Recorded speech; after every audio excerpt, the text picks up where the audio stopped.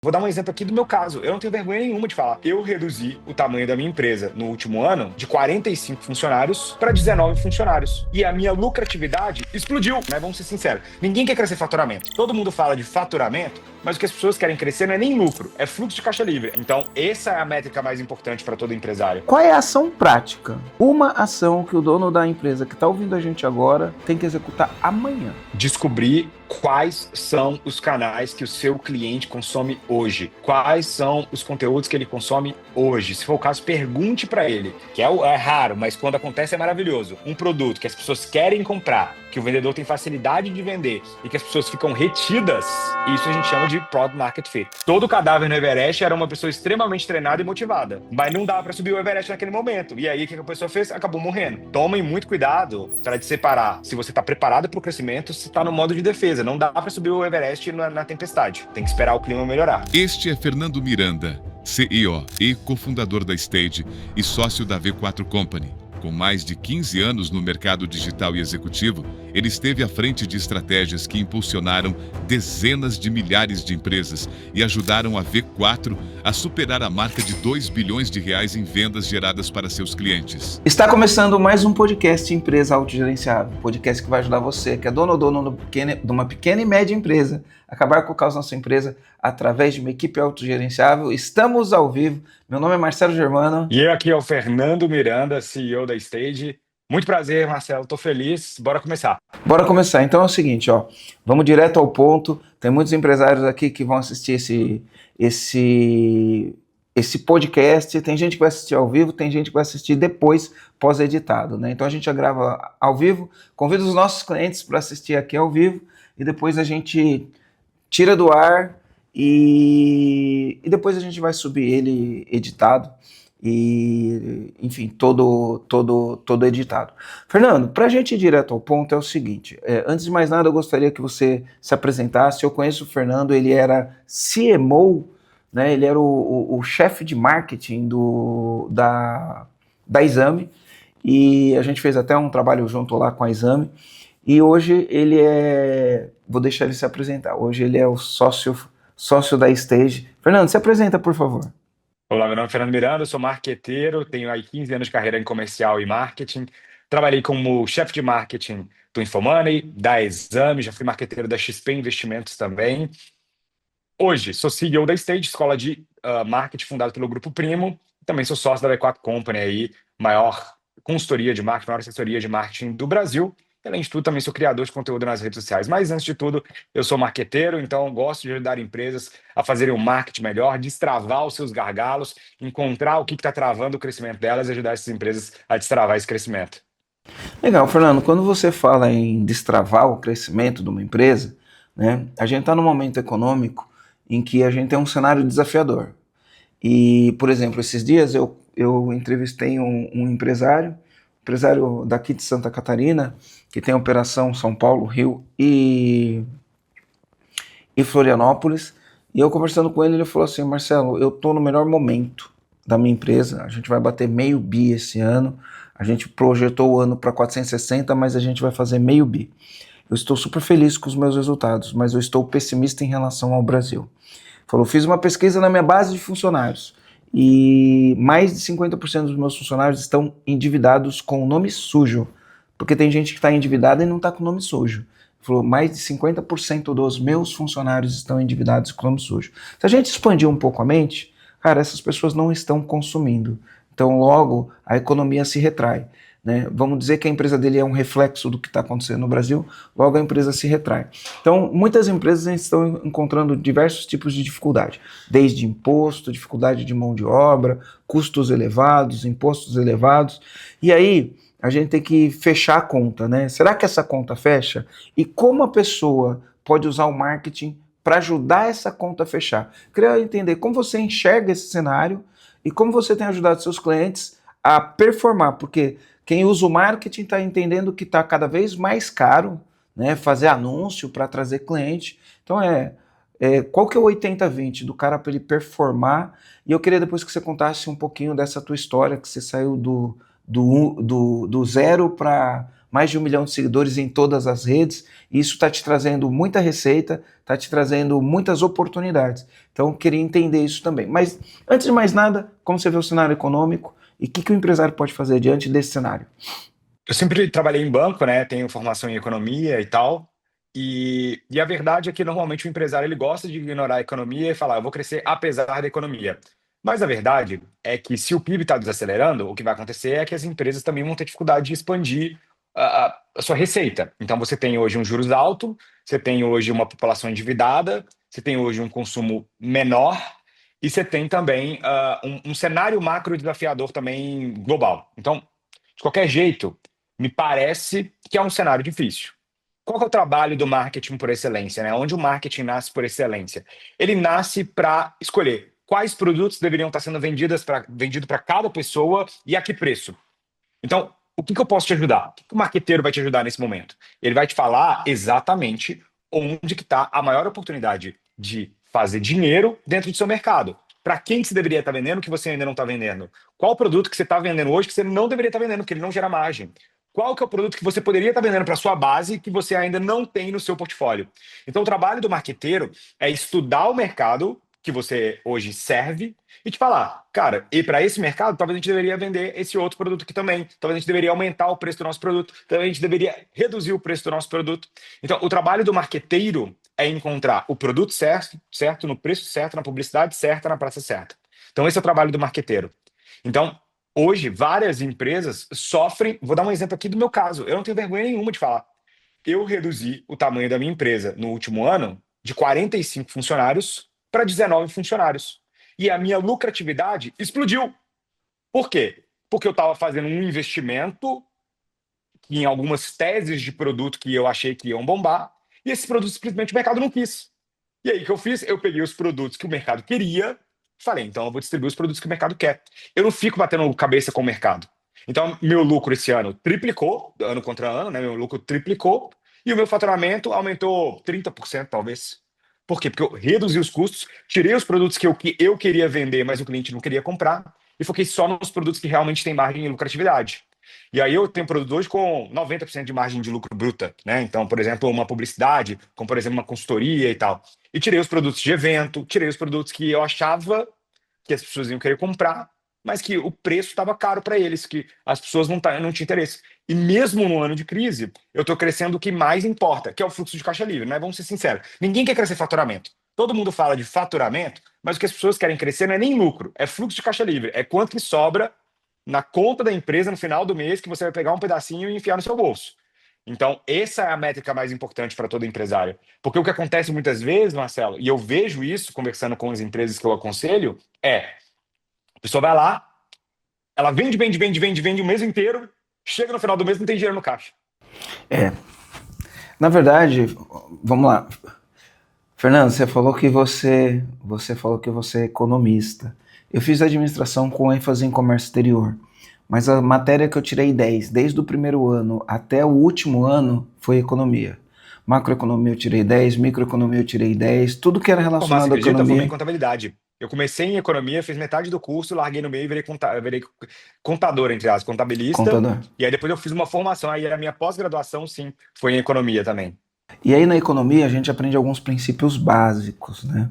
E entre os princípios básicos é que quando você está num mercado de concorrência perfeita, e a concorrência perfeita é caracterizada por não tem barreiras de entrada, qualquer um pode entrar no mercado, né? No começo ele dá muito lucro, no longo prazo o lucro econômico tende a ser igual a zero, é uma lei da economia.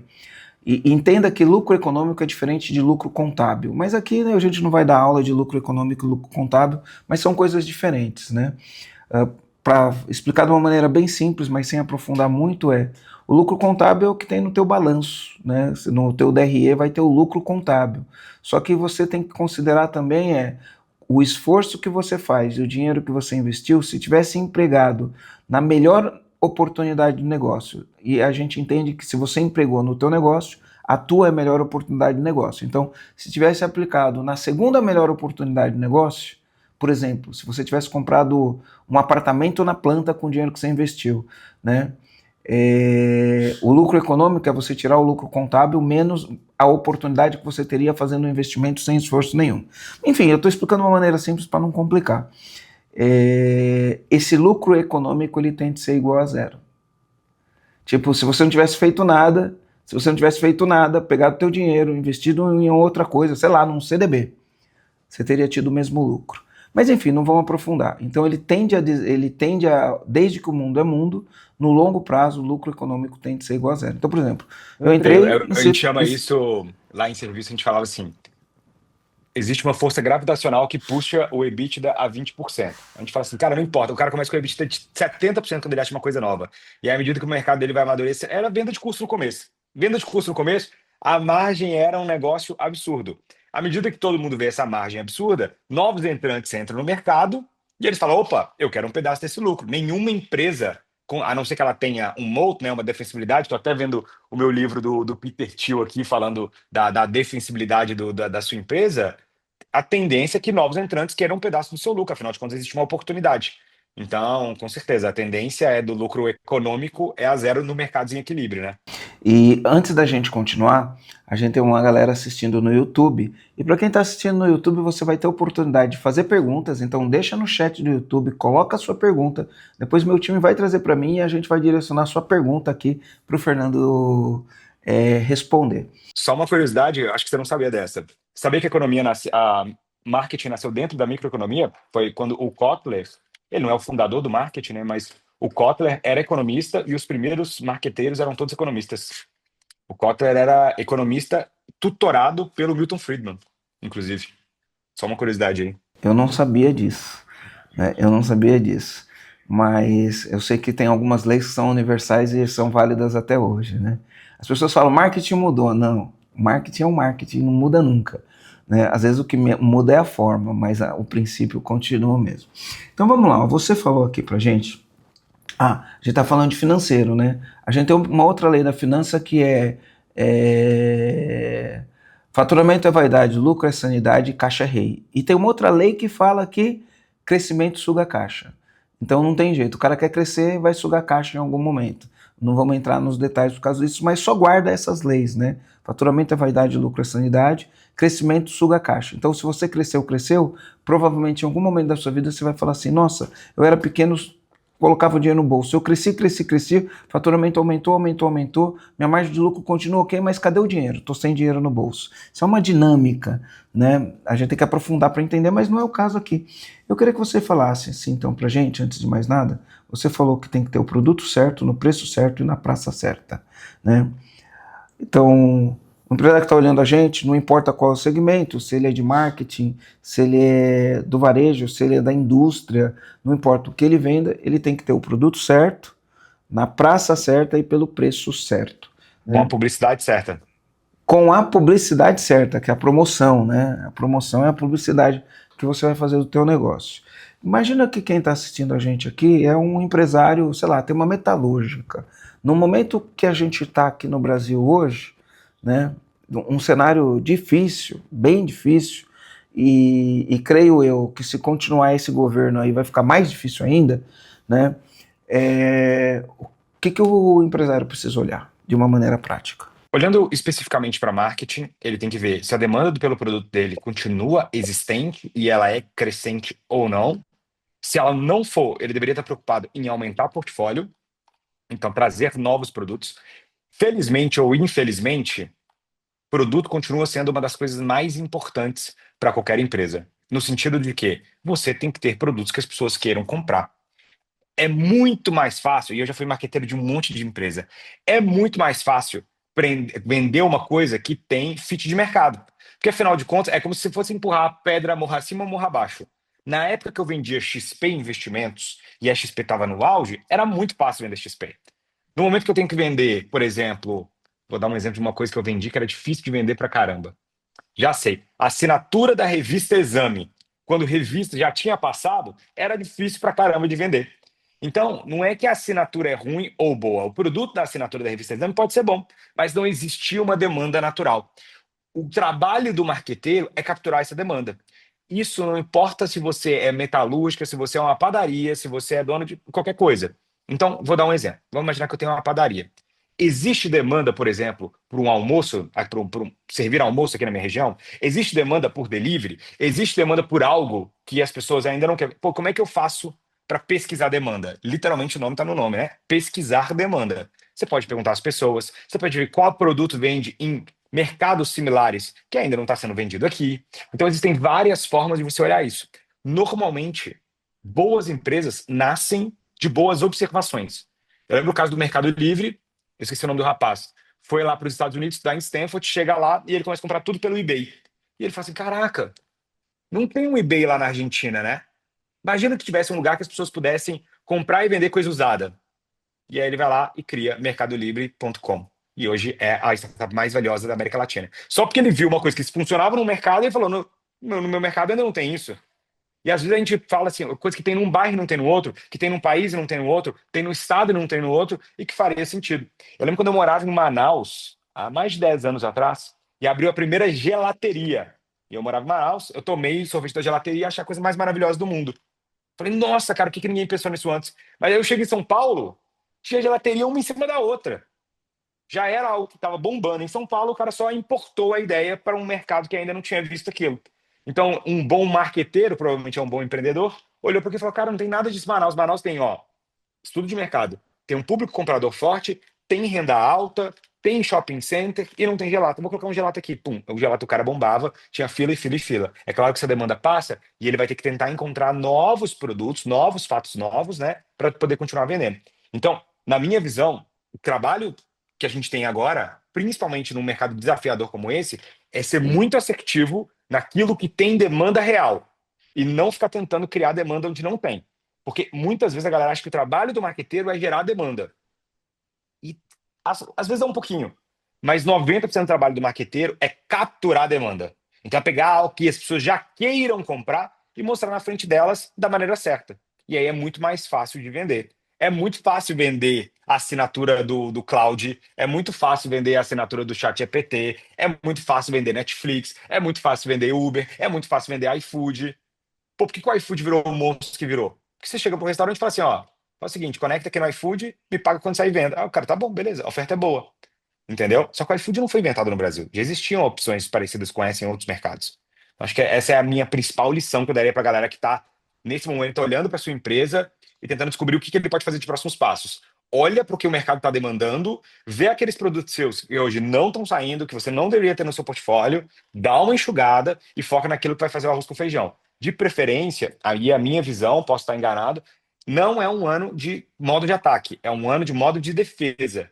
É um ano para você segurar as pontas, olhar para o mercado, reestruturar, pegar aquilo que já não está performando muito bem e ter coragem de olhar no olho daquilo ali e resolver, do que ficar tentando Dá murro em na ponta de força faca. bruta e na vontade. É exato. E aí tem uma frase que o Denner fala muito, né? Que é meu sócio lá no D4, que ele fala o seguinte: que é quem quer mais vence. Só que qual que é o ponto? É verdade em certo ponto. E aí tem uma outra frase que também é verdade. E essa aqui é triste, tá? Mas eu vou falar para todo mundo porque eu não sou o arauto só das boas notícias. Todo cadáver no Everest era uma pessoa extremamente treinada e motivada. Entendeu? Mas não dava para subir o Everest naquele momento. E aí o que a pessoa fez? Acabou morrendo. Então, tomem muito cuidado para separar se você está preparado para o crescimento, se está no modo de defesa. Não dá para subir o Everest na tempestade. Tem que esperar o clima melhorar. Eu gostei dessa, tá? Tô escrevendo aqui para eu guardar isso aqui comigo. Legal, ó. Então, Acho que só na força de vontade eles vão conseguir qualquer coisa. Te leva muito longe. Com certeza, ter uma mentalidade positiva te leva muito longe. Mas tem hora que não tem como você bater de frente com a força da natureza. Entendeu? O mercado é uma força da natureza. Ele é soberano. Você não vai bater de frente com ele e ganhar. Entendeu? Você consegue servir ao mercado. legal. Deixa eu falar uma outra pergunta aqui, ó.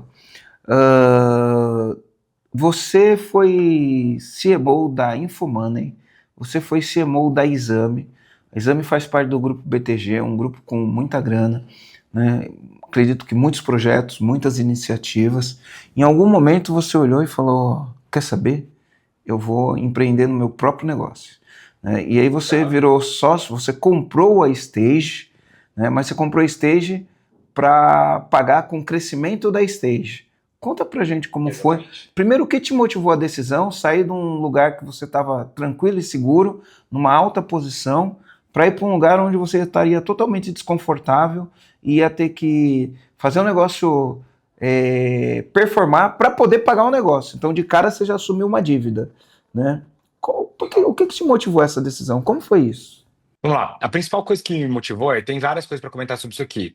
A primeira é que eu nunca quis empreender. Ainda não me considero um empreendedor por excelência quando você pensa na origem da palavra empreendedor, que é o cara que toma muito risco, que pega empréstimos para poder tentar algo novo. Mas eu sempre me enxerguei como um bom marqueteiro. E eu estava acostumado a fazer o marketing para várias pessoas. E eu falava, cara, isso aqui é uma coisa que eu gosto de fazer. E aí eu pensava, cara, será que eu consigo fazer isso aqui para mim? Essa era a principal coisa. Será que eu consigo eu mesmo vender alguma coisa? Eu mesmo construir minha marca pessoal? Eu mesmo ter a minha empresa? Essa foi uma das coisas. A segunda coisa é que eu queria ter mais liberdade. Apesar da Exame ser uma empresa que eu estava numa alta posição, eu ainda era um funcionário. Então o que acaba é que todo o meu tempo eu tinha que gastar para cumprir o orçamento da Exame. Então eu acordava e dormia pensando no orçamento da Exame. Então eu tinha que bater minhas metas, eu tinha que entregar o resultado e assim por diante. E nada contra, tá? Eu gostava de ser executivo. Ainda já pensei várias vezes em voltar a ser executivo, talvez no futuro. Só que eu queria ter mais liberdade. Liberdade para quê? Pô, eu passei 15 dias na China estudando mercado chinês. Semana que vem eu vou para Singapura, vou ficar 11 dias em Singapura estudando o mercado de Singapura. Eu queria, por exemplo, poder trabalhar em mais setores, eu queria poder ajudar uma contabilidade, eu queria poder ajudar um e-commerce. E na Exame não, eu tinha que fazer o trabalho de Exame. E eu que sou naturalmente curioso intelectualmente, eu ficava pensando assim, cara, o que que eu posso fazer de novo, né? O que que eu posso fazer de coisas diferentes? Então, essas todas foram motivações. E principalmente a minha não motivação foi dinheiro. Porque eu estava muito confortável em ganhar menos, porque eu era um super executivo, eu ganhava muito mais. Para quem é empresário sabe que tem muito CLT aí que ganha muito mais que empresário. Em CLT ganhando 100, 200, 300 mil reais de salário. E para o empresário tirar 300 mil de dividendo todo mês, ele tem que ralar muito, tem que ser uma empresa muito bem administrada. E no CLT não estava nem aí, todo mês caía lá meu dinheiro, estava tudo certo. Então, foi muito por causa dessa questão da liberdade intelectual. Eu queria ter mais liberdade intelectual para explorar os meus gostos. E como eu já tinha feito uma boa poupança, eu falei, vou assumir esse risco. A Stage cai como uma luva porque eu nunca fundei uma empresa. Então, eu não sabia como fundar uma empresa de fato. Comprar uma empresa que já tinha algum nível de marca, já tinha cliente, já tinha receita, me pareceu muito fácil. E com a condição de financiamento que o Grupo Primo fez para a gente, aí ficou mais fácil ainda. Então, acho que foi um alinhamento dos astros aí. Que legal. Hoje, quando a gente olha para o mercado, tem uma coisa que está tirando o sono de muitas empresas. Não é de todas, mas de muitas empresas tem uma coisa que tira o sono. Porque o marketing envolve publicidade, e publicidade envolve investimento em dinheiro. Esse investimento em dinheiro, ele envolve um retorno, né? O quanto eu coloco e quanto volta. E hoje, no tráfego pago, esse retorno está cada vez mais difícil, né? A gente chama de ROAS. O ROAS está cada vez menor, em muitos casos ele está até negativo, né? E aí a gente começa a entender que ficou muito mais caro vender, né? Como que você está junto com seus clientes, ou qual que é a fórmula que você indica para o empresário que está ouvindo a gente, para que ele tenha um bom retorno sobre o investimento? Quais são os caminhos? Porque tem o tráfego pago, tem o conteúdo orgânico, né? Você tem no e-commerce vídeos que você pode usar no TikTok, enfim, a gente tem várias maneiras de atrair o cliente hoje, né? Mas o digital, ele é real para qualquer empresa. Inclusive, eu tenho uma importadora. Quando eu comecei com a minha importadora, como eu comecei? Eu entendi que existia uma demanda no mercado, mas antes de investir dinheiro, eu fui testar esse mercado. Então, eu fiz uma landing page no Launch Rock. Isso foi em 2013. Fiz uma landing page no Launch Rock. E nem sei se existe mais o Launch Rock. E Eu aí lembro do Launch Rock. Hã? Eu lembro desse site. Era antes ainda do Érico Rocha, isso daí, né? E aí eu fui lá, fiz uma landing page, coloquei uma foto de um conector, o nome do conector era Conector Deutsch, registrei o domínio conectordeutsch.com.br e coloquei assim, em breve no Brasil. Eu não tinha empresa, não tinha nada, tá? Só coloquei em breve no Brasil, deixe seu nome, endereço e telefone, que eu entrarei em contato. E aí coloquei lá R$10 por dia no Google, No final de um mês tinha 80 inscrições, eu liguei para as 80. Era tudo empresa grande, né? E eu fiz uma pesquisa, o que você precisa, qual que é o teu problema, qual que é a tua dor. E aí eu olhei e falei, aqui tem um negócio. Abri empresa, fiz minha primeira importação e essa empresa está aí até hoje, né? Ela está aí até Legal. hoje. E então eu estou falando isso para desmistificar, né? Ele vale para uma empresa que vende conector elétrico para ambiente hostil. Ó, que coisa chata, né? Mas as pessoas compram através da internet. Elas acham a gente através da internet. Eu me lembro que na época eu li um livro que era o livro Zmote do Google, e ele falava, né? É o momento zero da verdade, né? Zero moment of truth.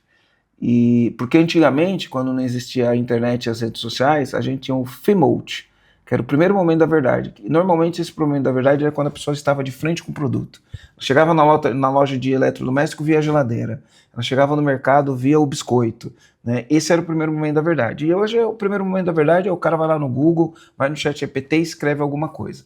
Esse é o primeiro momento da verdade. E aí eu fiz isso, essa empresa está... Enfim, é uma empresa que ela é super enxuta, super simples, faz 8 milhões de reais por ano. Desculpa, 8 milhões de reais por ano. Então, quando a gente pensa nisso, no tráfego, o que você acha que são as melhores oportunidades que qualquer empresário de qualquer nicho, de qualquer segmento tem hoje? O que faz o tráfego pago ficar caro ou barato é uma série de fatores, né? A principal delas é quantos anunciantes tem. Então, o que acontece? Se você tem muita gente anunciando, o que acaba acontecendo é que o preço médio vai subir porque você não tem mais inventário. O inventário ele é limitado. Agora, existem coisas que você pode manipular. Em que sentido? Cada vez mais, o algoritmo da Meta está ficando inteligente, e o do Google também, está ficando inteligente em mostrar o anúncio certo para a pessoa certa. O Andrômeda muda completamente como anúncios são feitos. Então, hoje em dia, você não tem mais que segmentar assim, quero falar com um empresário de Santa Catarina de 40, 55 anos. Não, você faz um anúncio que é para aquela audiência e você acredita que a Meta vai vai mostrar aquele anúncio para a pessoa certa. Então, duas coisas que você pode fazer para extrair mais valor com o tráfego pago. A primeira delas, dar mais repertório, mais.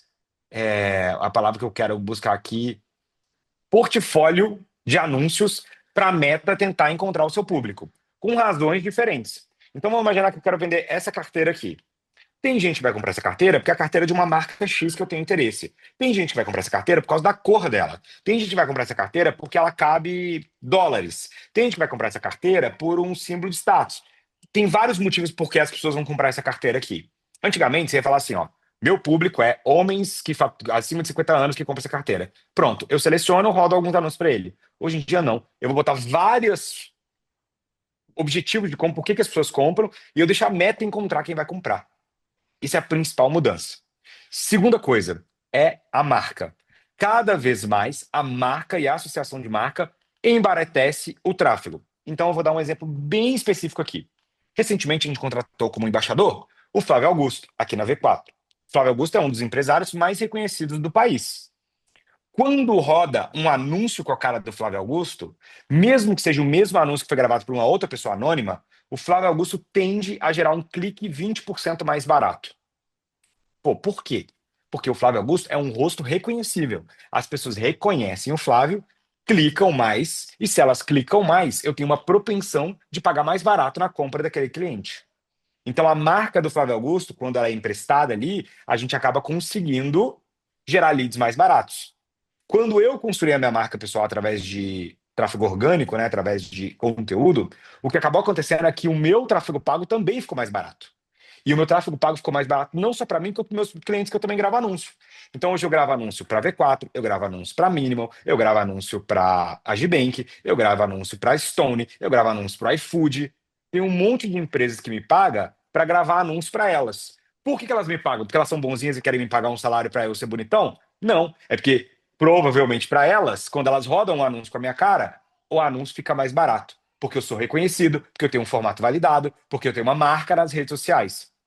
Então, duas coisas. Primeiro, muito teste de anúncio, muitos anúncios diferentes, muitos criativos diferentes. Número dois, construir uma boa marca. E no digital, felizmente ou infelizmente, marcas pessoais são as mais visíveis. Quando você está vendo aqui no seu celular um monte de Reels, a primeira coisa que você vê é a cara da pessoa que está conversando com você. Se ela é uma cara que você já conhece e que você para ali o scroll quando você vê, ela tem maior propensão de clique. Então, essas são as dois principais hacks para poder conseguir um tráfego pago mais barato. Dito isso, a tendência de longo prazo do tráfego pago é ela ficar mais cara. Então, imagina como se você tivesse uma fábrica de espremer limões, tá? Uma fábrica de limonada. Você tem duas formas de adquirir limão. Ou você vai no mercado e compra, ou você planta seu próprio limoeiro. O que a gente está falando aqui é a maior parte das pessoas vai lá e compra limão no mercado. E aí, quando a demanda por limão aumenta, o preço sobe. Enquanto isso, talvez seja muito sábio plantar seu próprio limoeiro, porque ele demora um tempo para as árvores crescerem, mas depois que cresce, você vai ter limão de graça. É só você dar manutenção naquele limoeiro.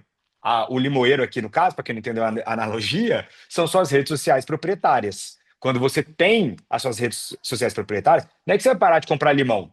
Só que a diferença é, você sempre tem a opção de ir lá e pegar do seu próprio limoeiro e ele está sempre dando frutos se você fizer a manutenção dele. Então, eu sou muito a favor de comprar tráfego pago, mas eu também sou a favor de você começar a construir uma marca pessoal e um bom Instagram. Legal, tem pessoas que têm ali uma dificuldade. Ah, eu não quero aparecer nas câmeras, eu não quero aparecer nas redes. Hoje tem lá um movimento que chama Found-led Growth, né? O fundador ou o executivo, né? Que ele começa a crescer a marca pessoal para ajudar a crescer a empresa, né? Talvez o maior exemplo desse no Brasil, talvez, seja o João Adib, né? O que você tem para falar para as pessoas que gostariam de fazer isso e o que você tem para falar para as pessoas que falam, não, eu não gosto de aparecer porque esse negócio para mim, eu sou muito reservado, né? Provavelmente você encontra essas pessoas, né? O que você tem para falar para essas pessoas? É uma questão difícil, por quê? Porque eu não acho que todo empresário deveria gravar conteúdo. Apesar de eu achar que é uma vantagem quase desonesta, no sentido de que é muito vantajoso o empresário ser uma pessoa pública, é muito vantajoso o empresário gravar conteúdo, não é uma condição, vou usar um termo pedante aqui, uma condição sine qua non de crescimento de uma empresa. A gente tem excelentes empresas que o fundador não mete a cara, um monte de empresas. Então, dá para fazer. Mas eu sou muito a favor de, se a ferramenta está aí, por que não usar? Agora, não necessariamente precisa ser o fundador. Ele pode ter um criador de conteúdo associado a ele pode se associar a alguém que já gosta de produzir conteúdo para ser o representante de marca. Então, tem várias empresas que eu represento que eu não sou o fundador da empresa e ainda assim eu sou o porta-voz da empresa. Por quê? Porque eu fiz um acordo com essa empresa. Então, agora, não usar criadores de conteúdo se você vende para, principalmente B2C, mas também B2B ali de ticket baixo, com certeza se deveria usar criadores de conteúdo. Então, na minha visão, não é que você é obrigado a meter a cara. Se conseguir, vai ser melhor. Mas se não conseguir, faça associação com alguém que seja natural para ela. E aí aproveita do sucesso dessa pessoa para vender o seu produto também. E é caro fazer isso? Com certeza, gravar conteúdo é muito barato. O criador de conteúdo, aí vai do gosto, né? É igual perguntar, por exemplo, ir num restaurante é caro? Ou, por exemplo, viajar é caro? Depende do tipo da viagem, depende do tipo do restaurante. Se você for contratar o Flávio Augusto, ou, por exemplo, contratar o Cauã Raymond, vai ser caro um criador de conteúdo desse.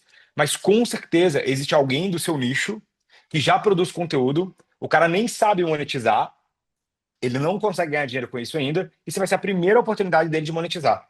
Então, muitas vezes, existem criadores de conteúdo esperando uma oportunidade. Agora, se você quer pegar a pessoa mais hypada do Brasil, a pessoa que tem 1 milhão de seguidores, vai ser um pouco mais caro. É claro que também você espera um pouco mais de resultado. Dito isso, existem criadores que, para ele, é natural gravar conteúdo, ele tá doido para conseguir uma oportunidade, às vezes ele aceita até por permuta do produto, e ninguém nunca procurou ele. Então, pode ser muito caro, como pode ser muito barato. Mas, na média, dá para fazer barato. Legal. Para o cara otimizar as estratégias dele de marketing e vendas, você usa muito o toque do Godrat, né? Que é a teoria das restrições. Explica para as pessoas que estão vendo aqui, dentro de um cenário que a gente está, às vezes muito mais do que aumentar o número de clientes que você tem, é você otimizar o teu processo como um todo. Explica a teoria das restrições para as pessoas poderem entender. É isso aí. Vem do livro A Meta, né? A teoria das restrições, basicamente é uma tese, uma teoria de como administrar uma fábrica. E você administra uma fábrica da maneira que você encontra os gargalos e você vai destravando os gargalos. Então, vamos imaginar uma fábrica hipotética aqui, que ela tem 200 unidades de matéria-prima. Então, ela comprou 200 unidades de matéria-prima. E o mercado quer 600 unidades de material pronto. Então, em tese, se ela conseguisse terminar 200 mil produtos, 200 produtos, o mercado ia absorver tudo. Só que no meio desse processo, tem uma máquina que só consegue processar 100 peças por dia. O que vai acontecer? A sua produção vai estar limitada àquela máquina ali, aquela máquina que faz 100. Então, o que acaba acontecendo é que aquilo ali vira o seu gargalo, vira a sua restrição. Por mais que tenha 200 de matéria-prima, por mais que o mercado queira comprar 600, a máquina que só consegue processar 100 peças, ela acaba sendo o gargalo. A mesma coisa acontece no processo comercial. Vou dar um exemplo. Eu tenho 1 milhão de seguidores. Eu consigo gerar 10 mil leads por mês. Mas se eu não tenho um time comercial que consegue processar 10 mil leads por mês, o lead vai preencher o formulário e ficar frustrado que ninguém entrou em contato com ele. É claro que eu posso botar uma IA para atender e aumentar isso, mas ainda assim, normalmente o meu cliente entra numa reunião e compra. Se eu tenho 7 vendedores, não adianta eu gerar essa demanda toda. Antes de gerar essa demanda toda, eu tenho que descobrir onde que vai engargalar. Se vai ser no meu time de vendas, se vai ser no meu STR e assim por diante. Então, o que que o marqueteiro vai fazer nesse caso aqui? Ele vai desenhar o seu funil comercial mesmo. Ó, você gera tantos leads, desses leads tantos são qualificados, desses leads qualificados a gente consegue contato com tantos, desses leads que você conseguiu contato, você vai conseguir marcar reunião com tantos, tantos vão aparecer na reunião, tantos vão comprar de fato e tantos vão comprar outros produtos ou ficar retido. E descobrir aonde estão os principais gargalos, onde que está muito abaixo daquilo que você esperava, e descobrir por que está abaixo e destravar esse gargalo. Então, pô, Marcelo, tô dando uma olhada aqui e era para a gente estar fechando 30% das reuniões e estamos fechando 15%. Opa, peraí. Deixa eu ver a ligação dos vendedores. Uai, meus vendedores estão vendendo certo? Opa, estão vendendo errado. Vamos corrigir o pitch comercial deles? Vamos ver se eles estão fazendo a oferta da maneira correta? Ver se eles estão falando da garantia que a gente tem? Então, a teoria das restrições ela foi criada para destravar fábricas, mas ela também destrava qualquer processo que pode ter um gargalo. E o processo comercial, como a gente sabe, várias vezes tem gargalos muito invisíveis, que a empresa demora a perceber. Então, o empresário hoje que está diante desse cenário difícil, né, desafiador, ele tem que, primeira coisa, não só no marketing, ele tem que entender o gargalo da empresa inteira, né? Então, ele tem que olhar, tem que remapear o processo, talvez, né? Tem um cara que chama Hammer, ele escreveu um artigo em 1990 na Harvard Business Review, que era um artigo falando sobre BPR, que é reengenharia de processos de negócio. E aí ele falou, poxa, na época estava começando o negócio dos ERPs, igual a IA está explodindo hoje, o ERP estava explodindo naquela época. Ele falou que cheat in, cheat out, né? Não adianta você automatizar um processo, né, ruim, né? Porque se o processo é ruim, você automatizar o processo ruim, aí cheat in, né? Merda entra, merda sai em mais velocidade ainda, né? E aí eu gosto de juntar essas duas coisas, sabe? A teoria da restrição com olhar para o processo. E muitas vezes o processo, a pessoa não enxerga que ele tem muita passagem de bastão, que em inglês a gente chama isso de handoff. Muitas vezes você precisa eliminar os handoffs, as passagens de bastão, via de regra, burocracia desnecessária, porque isso também gera gargalo. E aí tem uma outra coisa que é interessante, é que tem o, entre aspas, né, eles determinaram lá como não gargalo, você não consegue enxergar, né, ele é não gargalo porque você não consegue enxergar, mas acaba sendo um gargalo. Por exemplo, eu fui fazer uma visita numa empresa essa semana, e aí eu converso com os funcionários e observo o processo acontecendo. E nisso que eu observo os processos acontecendo, eu observo que as pessoas são interrompidas o tempo inteiro por alguém que quer esclarecer uma dúvida. Uhum. Essa interrupção, ela diminui a produtividade. Então é um gargalo, mas é um não gargalo porque ninguém enxerga, né? Mas está acontecendo o tempo inteiro na empresa. O cara está trabalhando, vem uma interrupção, o outro está trabalhando, vem uma interrupção, vira uma cultura de interrupção na empresa, todo mundo interrompe todo mundo e todo mundo para ao ser interrompido, né? Então também é uma coisa que pode melhorar o processo aí. Então, por exemplo, você tem um exemplo de como você aplicou a teoria restrição no teu negócio ou no negócio de algum cliente teu? A gente aplica em todos os momentos, mas com certeza a principal que a gente aplicou foi no final do ano passado. A gente estava buscando crescer investia mais em tráfego pago, estava ganhando mais seguidores, estava gerando leads, leads qualificados, e mesmo assim a gente não estava crescendo. E a gente ficava ali se perguntando por que que a gente não estava crescendo. A gente olhava para as métricas estavam todas boas, até que quando a gente desenhou o nosso funil de fato, a gente percebeu que apesar do número de geração de leads estar aumentando, o número de reuniões não aumentava. E por que que o número de reuniões não aumentava? Porque apesar de ter mais leads, eu não tinha mais SDRs para marcar reunião. E quando eu contratei mais SDRs, eu marquei mais reuniões. Quando eu marquei mais reuniões, eu precisei de mais vendedores. E aí o nosso faturamento cresceu naturalmente, por quê? Porque agora eu tinha mais capacidade. Então, é igualzinho uma fábrica. A fábrica não adianta ela comprar matéria-prima. Vamos imaginar que o lead é matéria-prima. Compramos matéria-prima, compramos lead, mas não tem vendedor para processar aqueles leads, acaba que a gente não vai crescer também do mesmo jeito. Não adianta só comprar lead, não adianta investir só em tráfego pago, se você não tem uma fábrica de fato para processar aquela matéria-prima. Então, esse foi um caso que a gente aplicou. Final do ano passado, janeiro desse ano, a gente aumenta o nosso faturamento médio em 25%, só destravando o gargalo de número de vendedores. Então, é muito um trabalho de pesquisa e de engenharia mesmo, de você bater o olho no seu gargalo, desenhar ele e ver quais métricas tem que crescer para poder crescer o resultado. Tem até uma pergunta que o próprio Goldratt fala, que ele fala o seguinte: qual que é o processo, qual que é a métrica que se melhorasse 30%, melhoraria a empresa como um todo? Então, por exemplo, se você tivesse 30% mais seguidores, você iria faturar mais? Talvez, talvez não. Se você tivesse 30% mais leads, sim. Opa, então o meu gargalo está em leads, eu preciso gerar mais leads. Não, se eu tivesse 30% mais leads, eu nem consigo atender. Então, beleza, então não está nos leads. Onde que ele vai estar? Ah, adianta eu ter 30% mais clientes se eu não tenho capacidade produtiva de entregar o produto? Então, sempre é um trabalho de analisar o seu funil, analisar o seu processo e poder ir destravando onde ele está travado mesmo. Legal. Tem uma frase sua que é o seguinte: quando o cliente não volta, quase nunca o problema é vendas, é o produto, né? Como que você faz para analisar se o problema é o produto? Ou se é vendas? Ou se é CS?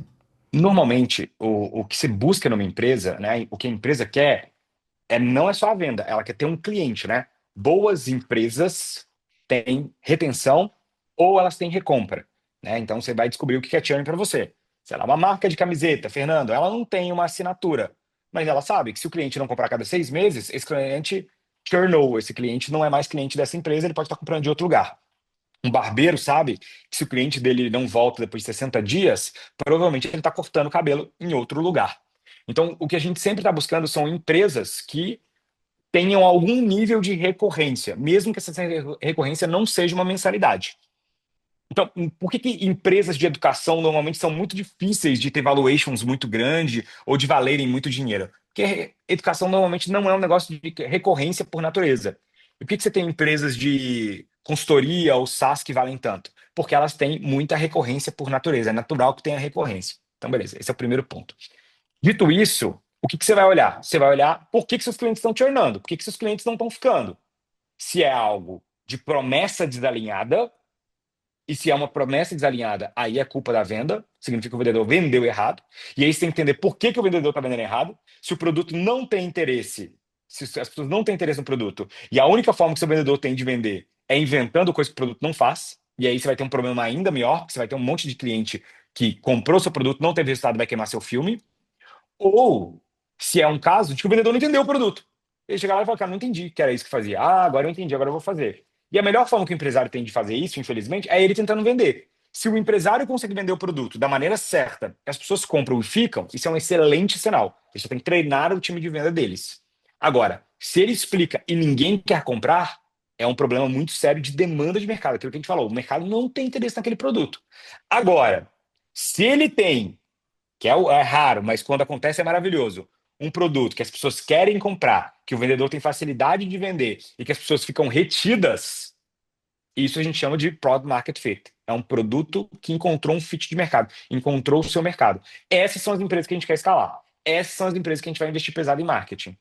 Então, você não pode investir em crescimento de uma empresa que é um balde furado. Senão você está pegando um monte de água e despejando num balde que está furado.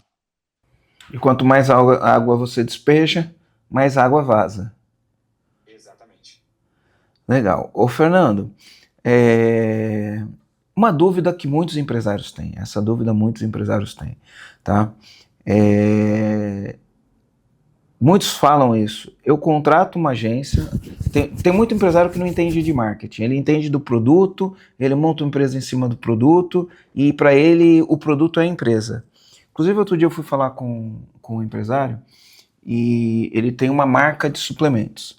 Mas na verdade ele não tem uma marca de suplemento, né? Ele tem um produto que é termogênico e ele acha que o produto é a empresa, né? E aí ele tem uma marca que a marca é de termogênico, mas aí quando ele fica na dúvida, ele quer vender whey protein, ele quer vender creatina, ele quer vender esse monte de coisa que já virou um mar vermelho, mas aquele produto que ele tem, que não tem tanta concorrência, ele não criou uma marca. Então ele fica tomando decisões erradas do meu ponto de vista sobre o que ele quer vender, né? É... Então ele não tem uma boa noção do que ele está fazendo. E aí, às vezes, ele vai fazer da cabeça dele. E a pergunta que eu quero fazer com isso é: o empresário, ele contrata uma agência ou ele faz o marketing próprio?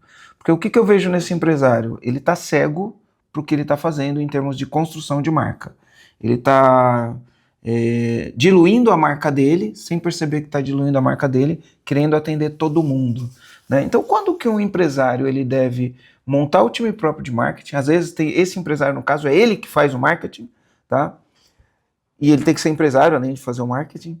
E uma dúvida que eu sempre tenho, Marcelo, eu monto um marketing interno, quem que eu preciso contratar, como que é, ou eu contrato uma agência? Legal. Vamos lá. Eu sou contra terceirizar o marketing. O que eu chamo de terceirizar o marketing? Você tem um produto, você contrata uma agência e deixa a agência fazer tudo. Por quê? Porque a agência também tem a empresa dela, ela nunca vai colocar a sua empresa como principal prioridade dela, tá? Se ela fizer isso, ela vai ter uma empresa péssima lá do lado dela, uma agência ruim. Então, eu sou contra terceirizar o marketing. Eu sou a favor de você ter um bom marqueteiro interno, de preferência, um marqueteiro que tenha poder de decisão, que ele esteja até no quadro societário, de preferência, e ele contrate uma agência como parceira para escalar. Vou dar um exemplo. Toda empresa precisa de um gestor de tráfego dedicado? Não precisa. Toda empresa precisa de um copywriter dedicado? Não precisa. A empresa talvez não vai conseguir, inclusive, contratar um bom copywriter, porque ela não vai ter orçamento para isso. Então é melhor que ela contrate horas de um copywriter de uma agência. Por que eu estou falando isso aqui? Por que isso aqui é relevante? Porque a decisão de contratar ou não uma agência é quão especializada é a mão de obra e qual o volume de uso. E aí tem um framework que é bem facinho de pensar. Se é uma coisa que eu uso muito e é pouco especializado, eu tenho que ter dentro de casa. Então, por exemplo, eu preciso que todo dia saia um post no meu Instagram falando dos meus produtos, falando das minhas coisas, tenha muito contexto meu e tal. Faz dentro de casa. Ah, não. Eu preciso de um gestor de tráfego muito bom de e-commerce. Se eu contratar ele dentro da empresa, ele vai me custar R$ 20.000. Numa agência, eu vou pagar 4 mil por, sei lá, um dia da semana dele, que é o que eu preciso de fato. Pô, melhor pela agência. Quer dizer, eu não vou conseguir contratar esse cara para mim em tempo integral. E é melhor que contratar um gestor de tráfego muito júnior, que vai ficar por sua conta, ele nem precisava ficar por sua conta, mas ele não sabe operar a máquina. Então percebe que normalmente se contrata uma agência que você precisa de uma coisa muito especializada que custa muito caro. Pô, faz sentido você ter um diretor de branding sendo uma pequena empresa, uma média empresa? Claro que não. Que é uma coisa que você não vai fazer sempre. Agora, faz sentido você ter talvez um social media? Talvez. Então, eu sou muito a favor de você ter esse equilíbrio baseado no nível de especialidade que você está buscando e no preço desse profissional. Agora, sempre, toda empresa, na minha visão, deveria ter um sócio marqueteiro. Alguém que entende de marketing, que estuda o mercado, que está ali conversando com o cliente. Que isso a agência não vai fazer. A agência não vai ficar pesquisando o seu cliente, não vai ficar trocando ideia com ele, não vai ter o contexto de mercado, não vai saber tudo. Isso alguém da empresa vai ter que saber. E essa pessoa vai direcionar a agência. Senhora agência, eu preciso de 20 anúncios, porque eu conversei com meus clientes agora querem tal produto. Ó, senhora agência, eu preciso que vocês agora criem uma nova campanha baseada nessa ideia que eu tive aqui. Isso a agência vai fazer. Isso é um trabalho de agência. Acho que essa é a principal coisa que eu penso aqui. Mas o cérebro tem que estar dentro da empresa. A agência é braço. Com certeza. Exatamente. Você pode ter uma agência como cérebro, pontualmente. Ainda assim você vai precisar de ter. Então, por exemplo, você concorda comigo que contratar uma agência para fazer o seu brand book, seu livro de marca, É cérebro? Olha, hoje com inteligência artificial a gente faz. Ah, ainda assim, mas é difícil. Se fazer um bom brand book com inteligência artificial, vai ficar, talvez fique genérico. Agora, você não vai precisar de um cara internamente, de marca, a não ser que seja muito grande, seja o Itaú. Então, na minha visão, é contratar o cérebro pontualmente quando for necessário, mas com certeza você deveria ter um cérebro também dentro da empresa. Legal. Eu contratei uma pessoa para fazer o nosso brand book. Ficou caro, né? Um trabalho desse, ele é orçamento de 80, de 100 mil reais. E aí depois que ficou pronto, passou um ano, você tem que olhar para ele. E aí eu conheci algumas habilidades, né, os skills do Cloud, e eu reformulei todo ele no... Eu não parti do zero, mas eu reformulei todo o Brain Sim. Book, linguagem, narrativa, com inteligência artificial. Funcionou bastante. Legal. Você adotou uma estratégia incrível de você produzir conteúdo orgânico e sair de 1.000 para 900 mil seguidores no Instagram, um pouco mais, quase 1 milhão de seguidores no Instagram. No YouTube eu não sei quantos são, mas acho que é mais de 500 mil, né? Uhum. Você toda semana produz vídeos que dão 200, 300 mil visualizações no vídeo, geram muitos comentários e provavelmente isso gera muito lead para você. E gera muito negócio para você. Como foi criar essa estratégia? Qual foi o princípio? Né? Como que você descobriu isso? Você me contou uma vez que você viu o Primo Rico te falou um negócio em 5 minutos, você saiu para fazer e deu certo. O que foi esse negócio de 5 minutos que o Primo Rico te ensinou, que você fez e isso ajudou você a sair de 1.000 para 900 mil, né? E se você tiver até um modelo para compartilhar na tela, se você tiver, pode compartilhar, tá? Vamos lá, é super simples, na verdade, nem precisa compartilhar um modelo, vocês vão entender. Volta naquilo que eu falei no começo do episódio. É estudar o mercado, entender o seu mercado. O que o Nigro me deu de dica que eu apliquei? Ele falou assim, Fê, pega os 10 canais mais vistos do seu nicho. Então, não sei qual que é o seu nicho do que você está vendo aqui do outro lado. Mas vamos falar que o seu nicho seja medicina. Você tem uma empresa de harmonização orofacial. Você vai lá no YouTube e olha o seguinte, quais são os 10 canais que mais falam de estética? Vou lá pegar esses 10 canais. Dentro desses 10 canais, eu vou entrar em cada um deles e eu vou ver quais são os vídeos mais vistos desses canais. Então, eu vou pegar aqui, vou botar aqui vídeos mais vistos e vou ver assim, olha, esses 10 vídeos mais vistos desses 10 canais, o que eles significam? Tanto Significa no Brasil quanto no exterior, né? tanto no É Brasil quanto mais no tanto no exterior. Aí Brasil quanto depende no do exterior. seu mercado. Depende do seu mercado. Tem mercado que não tem exterior, mas sim, se tiver exterior, com certeza. E aí eu vou pegar isso e eu vou analisar e vou falar assim: olha só, desses 10 vídeos aqui, quais são os temas que eu tenho interesse em comentar também? Porque aquilo é um tema validado, provavelmente com um ângulo validado, que você vai pegar e dar o seu tempero. Então, o meu primeiro vídeo viral foi um vídeo que eu respondo a pergunta assim, ó. Por que quando você bota uma máquina de Coca-Cola e uma máquina de Pepsi, uma do lado da outra, as duas vendem mais e não menos? E por que quando você bota uma farmácia do lado da outra, as duas vendem mais e não menos? Esse vídeo foi uma ideia que eu peguei da gringa, que explica modelo polo, o efeito polo, né? Que é quando você cria um polo de farmácias, as pessoas naturalmente, quando precisam de uma farmácia, falam, vou lá naquele lugar onde tem um monte de farmácias. E eu explico isso nesse vídeo. O vídeo original tinha 5 milhões de views. O meu pega 5 milhões de views também, é algo nessa linha. Por quê? Porque é um tema validado, era uma coisa que já era naturalmente interessante. E o Thiago Negro começou assim, né? Então ele me deu essa dica, eu copio essa ideia, vou aplicar essa ideia e sou muito bem sucedido. Então, na verdade, se você for olhar, o que você está fazendo? Você está estudando o seu cliente, sabendo o que seu cliente já consome e falando, cara, tá bom, vou me inserir nessa conversa. Se o meu cliente quer saber sobre efeito polo, sobre técnicas de marketing, eu vou falar disso, porque é isso que o meu cliente consome naturalmente. Lembra, eu vou falar isso várias vezes. O trabalho do marketing é estudar o mercado dele e poder atuar entregando aquilo que as pessoas já naturalmente demandam. Se as pessoas demandam história de empresa, eu vou entregar. Se as pessoas demandam técnicas de marketing, eu vou entregar. Eu sempre olho para aquilo que o mercado naturalmente demanda e baseado naquilo que o mercado naturalmente demanda, eu crio uma versão daquilo com o meu tempero. Eu não vou ficar criando uma parada muito diferente na minha cabeça, pelo menos no começo, porque eu não sei muito bem o que o mercado quer ainda. Eu tenho que ir testando, eu tenho que ir melhorando. Então, na minha visão, essa é uma das melhores formas de começar a produzir conteúdo. E qual que é a objeção que alguém pode ter para começar a fazer esse conteúdo? Porque eu posso ter uma objeção de nicho, né? Ah, mas isso funciona porque é marketing. Ah, mas isso funciona porque é floricultura. Ah, isso funciona porque é médico. Ah, isso funciona porque é oficina mecânica. E aí o cara sempre vai olhar para o negócio dele e não funciona, porque eu acho que a maior objeção que o empresário tem é, mas no meu negócio, eu acho que essa é a maior objeção. Normalmente você tem que olhar, primeira coisa é, cara, ter uma marca pessoal melhoraria o meu processo? Então eu vou pensar o seguinte, se eu tenho um pet shop, se eu tivesse uma pessoa extremamente famosa no meu nicho, me ajudando, divulgando minha marca, isso me ajudaria? Se a resposta é sim, você talvez deveria virar aquela pessoa famosa. A maior objeção, na verdade, da pessoa é, eu não quero gravar. E é uma objeção difícil de quebrar, porque a pessoa simplesmente não quer. E se ela não quer, tudo bem, ela tem que ter alguém que queira dentro da empresa. Então, beleza, se ela sabe que ela não vai gravar, ela vai ter que ter um outro trabalho que é achar alguém que vai gravar conteúdo. Agora, no meu nicho não funciona. Se ninguém nunca fez no seu nicho produção de conteúdo com resultado, talvez realmente não funcione. Pô, Fernanda, eu vendo para o governo. Talvez não valha a pena mesmo você gravar conteúdo. Ah, Fernanda, eu vendo Enterprise B2B Large Corporate.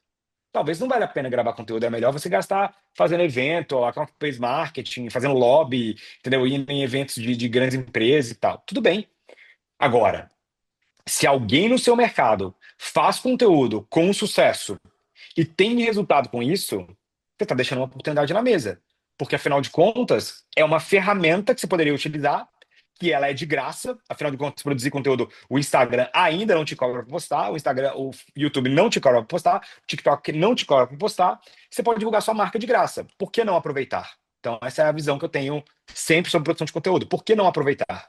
Legal, ó, eu vou fazer a minha última pergunta aqui, tá? Vou fazer minha última pergunta e depois a gente vai responder a pergunta de quem está assistindo ao vivo no YouTube, Tá bom. beleza? A minha última pergunta aqui é: qual é a ação prática? Uma ação que o dono da empresa que está ouvindo a gente agora tem que executar amanhã. Amanhã ele tem que sair fazendo isso.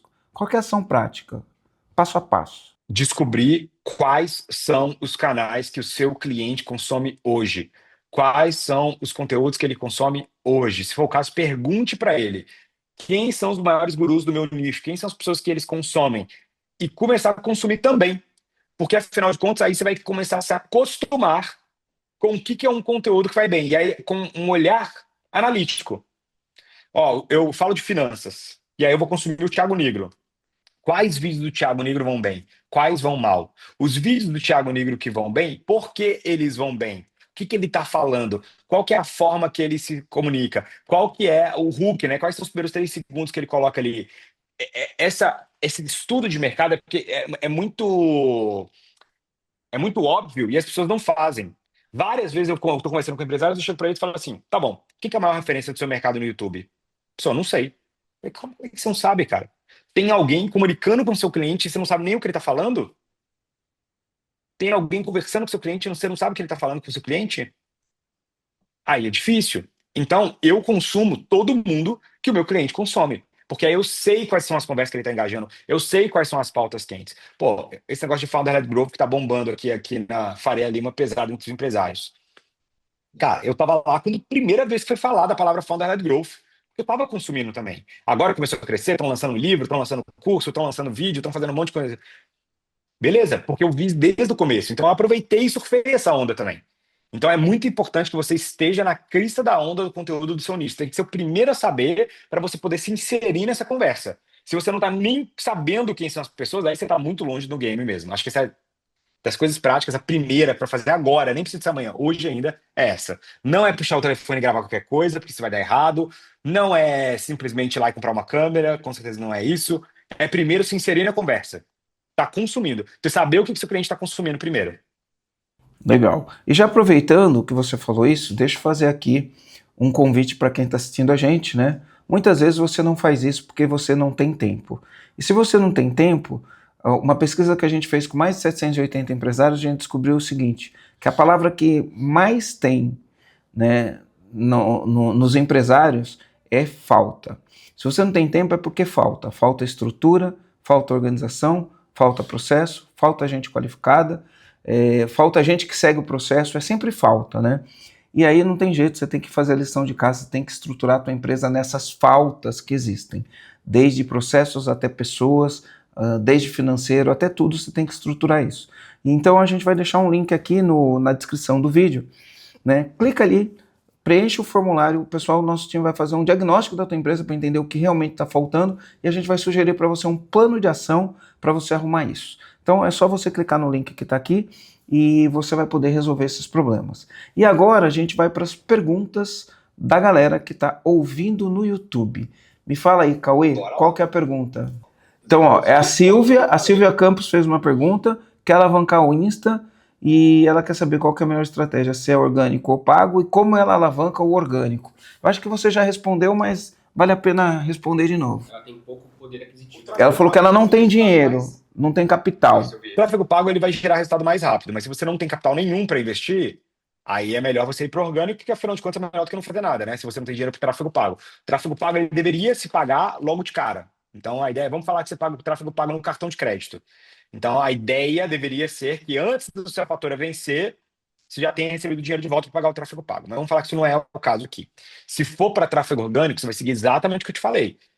Olha seu nicho, descobre quem são as pessoas que estão conseguindo fazer um bom trabalho orgânico, vê quais são as conversas, quais são os temas que eles estão falando e se inserem nessas conversas. Você não precisa recriar a roda por enquanto. Eventualmente, à medida que você construir uma audiência, tiver um pouco mais de autoridade, aí sim você vai começar a criar coisas do zero. Por enquanto, eu quero só que você se insira nas conversas, participe das conversas, grave conteúdo sobre aquilo, comenta nos posts, se exponha mais. E aí você vai começar a ver algum resultado.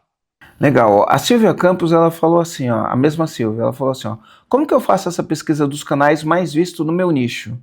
Tem algum comando específico para eu selecionar os melhores? Onde eu busco? No YouTube? Tem o Social Blade, não tem? Tem, mas o Social Blade não vai te falar qual o principal canal do seu nicho. E o Viral Finder? Também não vai. Do seu nicho não vai falar. Eles todos vão falar vídeos virais, mas não vai achar do seu nicho. Não tem atalho.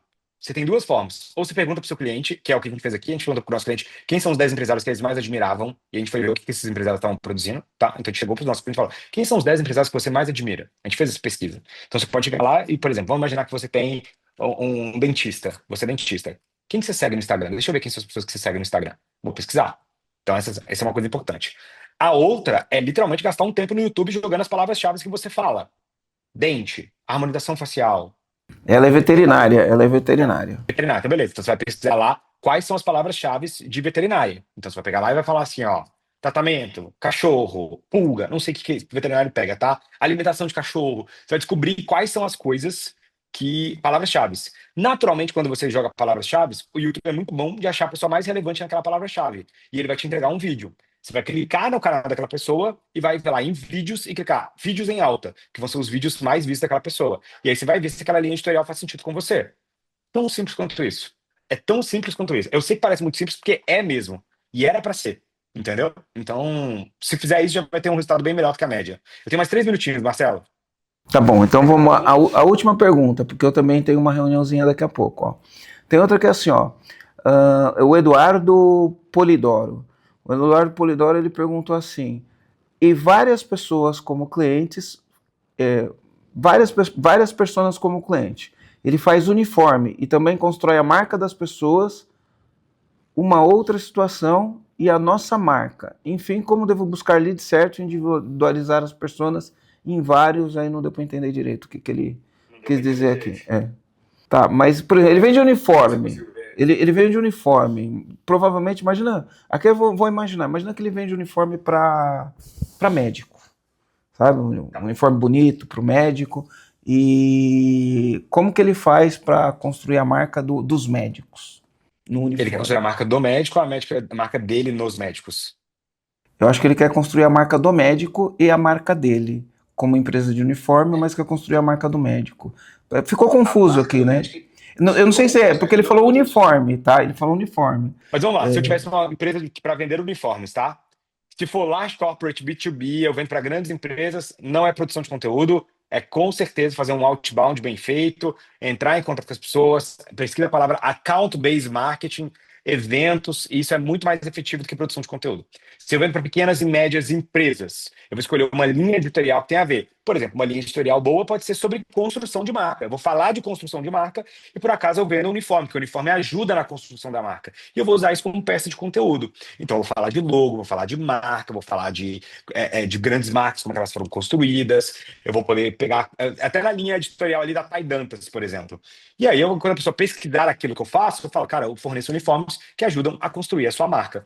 Tão simples quanto isso, tá bom? Agora, o público, com certeza, dele, ou vai ser grandes empresários, e aí não adianta produzir conteúdo, porque ele não vai falar com o empresário, ele vai falar com um CLT que vai tomar essa decisão, ou pequenos empresários, que aí sim ele está falando com o decisor ali, que é um sócio ou o próprio dono, e aí sim essa linha editorial vai funcionar. Legal. Show de bola. Fernando, imagina... Muito obrigado pela audiência, pessoal. Foi um prazer.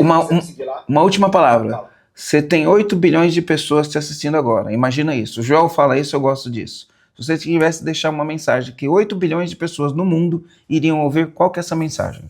Eu vou na mensagem que, já que todo mundo vai escutar, eu vou mandar uma mensagem que eu gostaria de falar, que é Jesus Cristo é Rei, acredite nele, você vai ter salvação e vida eterna. Acho que é isso. É isso, excelente mensagem, adorei. Tá? Fernando, obrigado, tá? Obrigado aí pelo teu tempo, pela tua disposição. Boa reunião, que Deus te abençoe. Valeu.